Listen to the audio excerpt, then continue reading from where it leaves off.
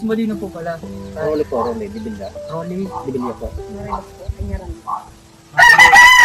Anong nickname? Plus po. Los. Los. Tapos si Rolly. Ano po so? Remark po. Raymart. Ilang taon na si Alam pa ka lang? Remark po. Raymart. 12 po. At 12.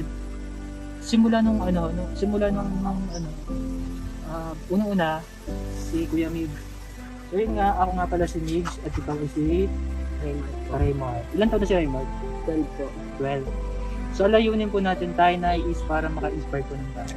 Parang hindi lang po tayo, hindi lang tayo, hindi yung gusto natin kung nakikita natin.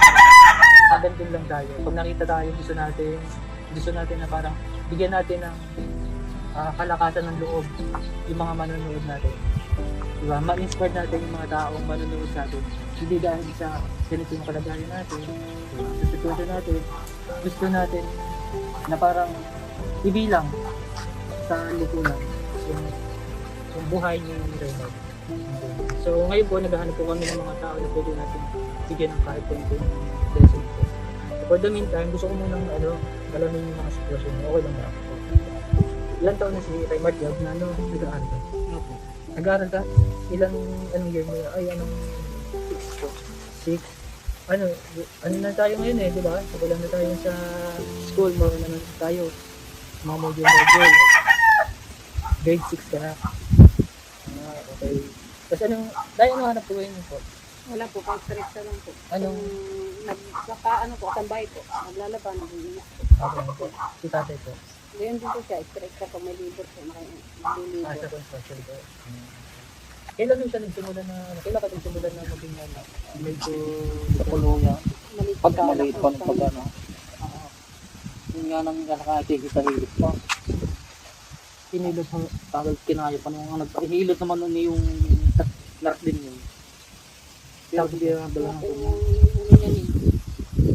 yung sinilang nag-iisa lang ho siya. Ilan ang anak niya? Lima po. Lima. Pang ilan ho siya? Sunod po sa panganay, panglawa po. Siya lang ho ang nagka-diferensya po. Ano yung experience mo nung medyo nagkakawa, nagkakaisip-isip ka ito bakala. Tapos, hindi mo hindi ka ba naiinggit sa mga ganyan? Okay lang tayo magtanong-tanong ako na medyo ano yung nararamdaman mo sa ganyang katayuan mo? Gusto ko maglaro. Sa maglaro. Pero ngayon, ano nagagawa mo usually? Ano yung pinagkakaabalahan mo ngayon? Dahil hindi mo magawa yung mga ganung bagay. Ano yung Nagmamodule na lang po. module? Anong pangarap mo ba? Pangarap mo? Makatapos ka Oo. na. Makatapos ka na. Alam mo ba, huwag kang panghihinaan ng lakas ng tayo, huwag kang panghihinaan ng loob.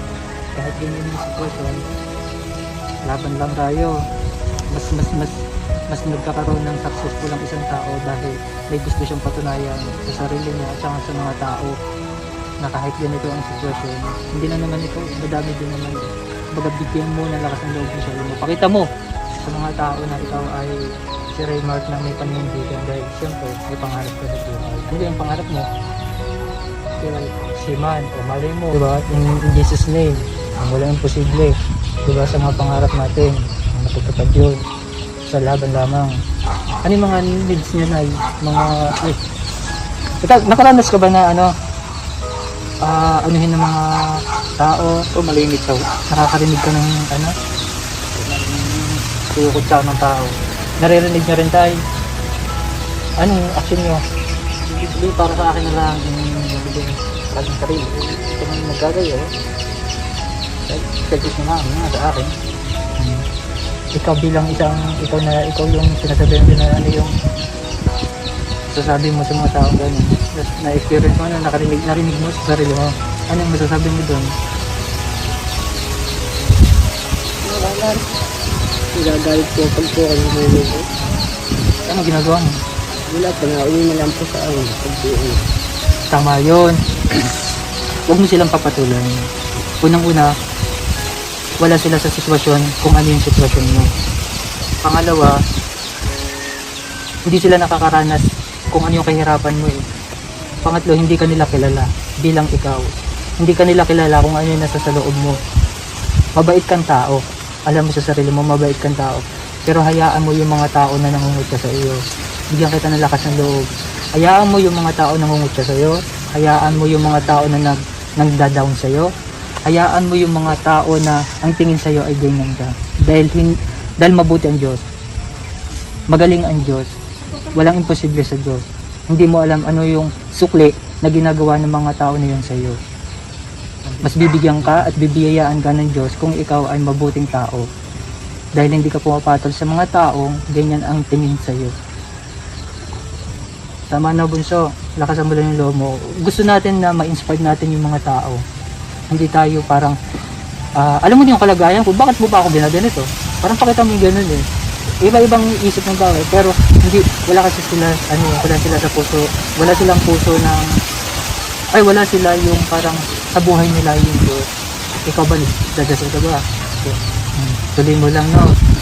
Tsaka kumukuha ng lakas ng loob para labanan yung mga pagsubok sa buhay dahil alam mo naman sa sitwasyon mo, ganyan ka. Saan ka kumukuha ng lakas ng loob? Sa Diyos po. Sa Diyos. Amen.